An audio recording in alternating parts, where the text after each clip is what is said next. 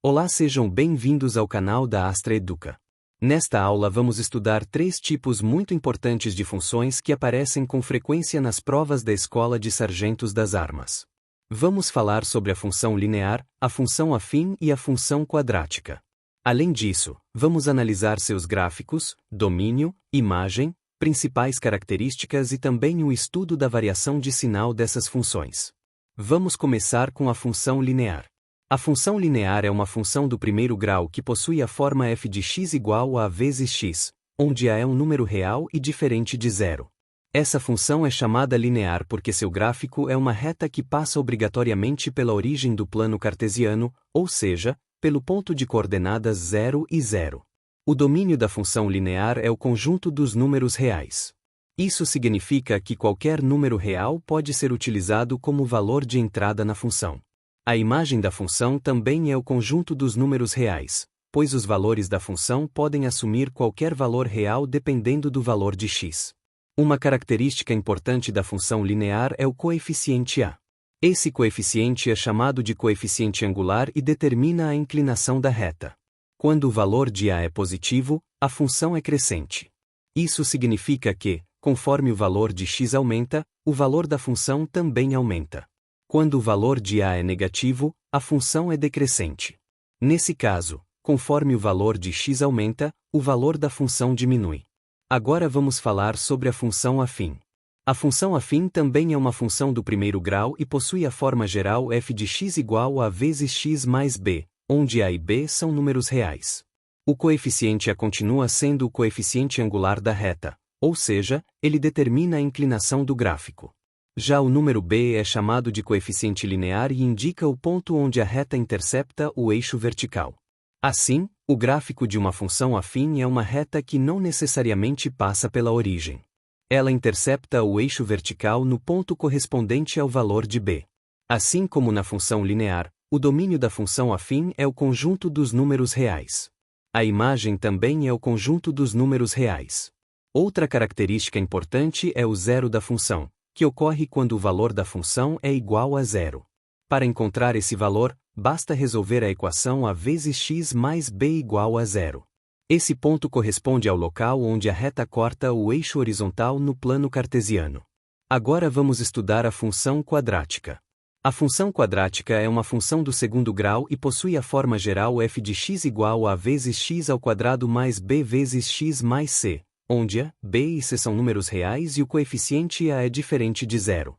O gráfico da função quadrática é uma curva chamada parábola. Quando o valor de a é positivo, a parábola possui concavidade voltada para cima. Quando o valor de a é negativo, a parábola possui concavidade voltada para baixo. O domínio da função quadrática também é o conjunto dos números reais. Já a imagem depende da posição da parábola. Se a concavidade estiver voltada para cima, a imagem será formada pelos valores maiores ou iguais ao valor mínimo da função. Se a concavidade estiver voltada para baixo, a imagem será formada pelos valores menores ou iguais ao valor máximo da função. Um elemento muito importante na função quadrática é o vértice da parábola. O vértice representa o ponto onde a função atinge seu valor mínimo ou máximo. Outro conceito fundamental são as raízes da função quadrática. As raízes são os valores de x que fazem com que o valor da função seja igual a zero. Esses pontos correspondem às interseções da parábola com o eixo horizontal. Agora vamos estudar a variação de sinal dessas funções.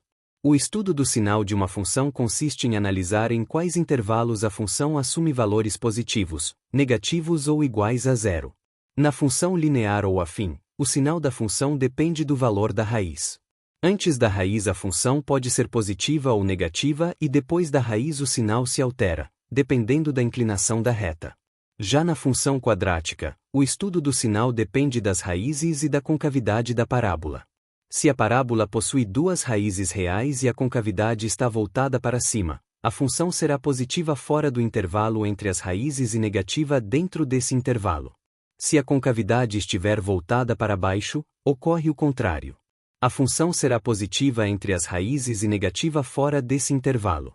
Se a função quadrática possuir apenas uma raiz, a parábola toca o eixo horizontal apenas em um ponto. Se não possuir raízes reais, A parábola não intercepta o eixo horizontal.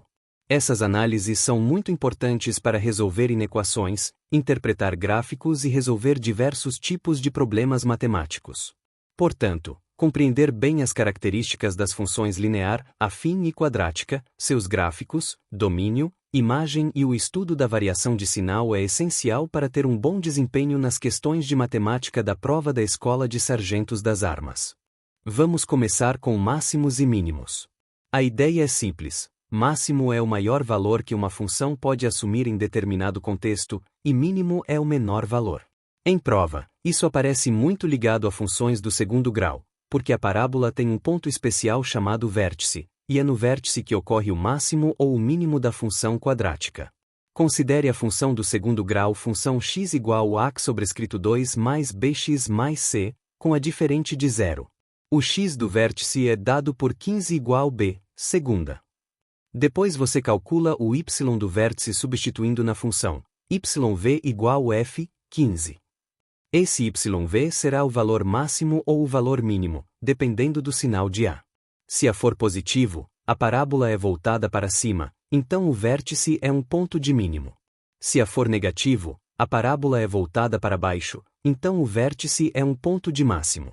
Exemplo rápido. Função x igual hífen 2x sobrescrito 2 mais 4x mais 1. Aqui A igual a menos 2, b igual a 4. Então 15 igual 4, 2, menos 2, igual 4, menos 4, igual a 1. Agora yv igual f, 1, igual hífen 2 e 1 sobrescrito 2 mais 4 e 1 mais 1 é igual a menos 2 mais 4 mais 1 é igual a 3. Como A é negativo, a função tem máximo e o valor máximo é 3. Atingido em x igual a 1. Um cuidado importante. Às vezes a questão pede máximo e mínimo em um intervalo, por exemplo no intervalo de 0 a 4. Nesse caso, mesmo que a função tenha vértice, você precisa comparar também os valores nas extremidades do intervalo. O procedimento é, calcula f, 0, calcula f, 4, e calcula f, 15, se o 15 estiver dentro do intervalo. Depois compara os valores e decide qual é o maior e qual é o menor naquele intervalo. Isso é clássico em problemas de otimização na ESA. Agora, outra forma muito comum de aparecer máximo e mínimo é em problemas de área, custo, lucro e rendimento, que acabam virando uma função quadrática. Você monta a expressão, identifica A, B e C, calcula 15 e acha o máximo ou mínimo. Se a pergunta for quando ocorre, você responde o 15. Se for qual é o valor máximo ou mínimo, você responde o YV. Agora vamos para a inequação produto, que é quando você tem uma expressão em forma de multiplicação e precisa saber quando ela é positiva, negativa, maior, menor, maior ou igual, menor ou igual a zero. Um modelo típico é x, 1, x mais 3, menor ou igual a zero. A técnica certa aqui é a análise de sinais. O método é sempre o mesmo. Primeiro, você zera cada fator, encontrando os pontos críticos. Em x, 1, x mais 3, os zeros são x igual a 1 e x igual a menos 3. Depois você coloca esses valores em ordem na reta, menos 3 e 1. Isso divide a reta em intervalos, infinito, menos 3, 1 e 1, infinito. Em cada intervalo, você escolhe um valor de teste e verifica o sinal de cada fator, depois o sinal do produto. Vamos aplicar. Se x igual a menos 4, então, x, 1, é negativo, x mais 3, também é negativo, produto positivo. Se x igual a 0, então, x, 1, é negativo, x mais 3, é positivo, produto negativo. Se x igual a 2, então, x, 1, é positivo, x mais 3, é positivo, produto positivo. Como a inequação é menor ou igual a zero, você pega os intervalos em que o produto é positivo e também os pontos em que zera, porque igual a zero inclui as raízes. A solução fica infinito, menos 3 união 1, infinito. Se a inequação fosse maior que zero, aí você tiraria os pontos menos 3 e 1, porque não pode ser igual a zero. Ficaria infinito, menos 3, união, 1, infinito. Agora, inequação quociente é quando você tem uma fração, por exemplo, x, 2, x mais 1, maior ou igual a zero.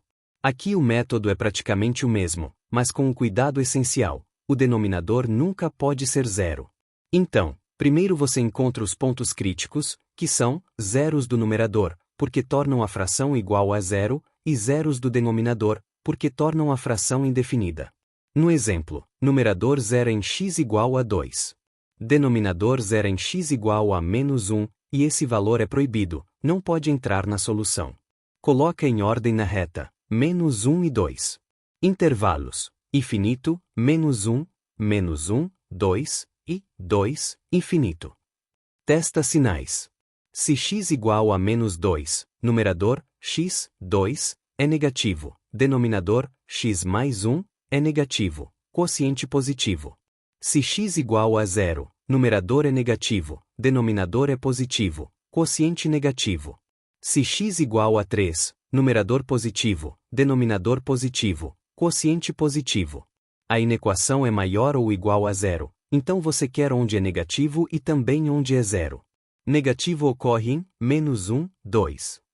0 ocorre em x igual a 2, porque numerador zera e denominador não zera. Então você inclui 2. Já x igual a menos 1 nunca entra, porque é denominador zero. Solução: menos 1, 2. Esse é o ponto que mais cai. Em inequação quociente, raiz do numerador pode entrar se for menor ou igual que ou maior ou igual que, mas raiz do denominador nunca entra, porque a expressão nem existe ali. E se a inequação for estrita, ou você não inclui a raiz do numerador também. Outro cuidado prático: não é uma boa ideia multiplicar cruzado por uma expressão com x, porque você pode trocar o sentido da desigualdade sem perceber, já que o sinal do multiplicador depende de x. O método seguro na ESA é sempre montar a reta de sinais. Fechando a aula, máximos e mínimos, na ESA, aparecem principalmente na função quadrática. O vértice dá o ponto de máximo se é menor que 0 e o ponto de mínimo se é maior que 0, com 15 igual b, segunda, e yv igual f, 15. E em intervalos você sempre compara também as extremidades. Já em equação produto e quociente se resolvem com análise de sinais. Encontra os pontos críticos, divide a reta em intervalos, testa o sinal e escolhe os intervalos que satisfazem a desigualdade, lembrando que no quociente o denominador zero é sempre proibido.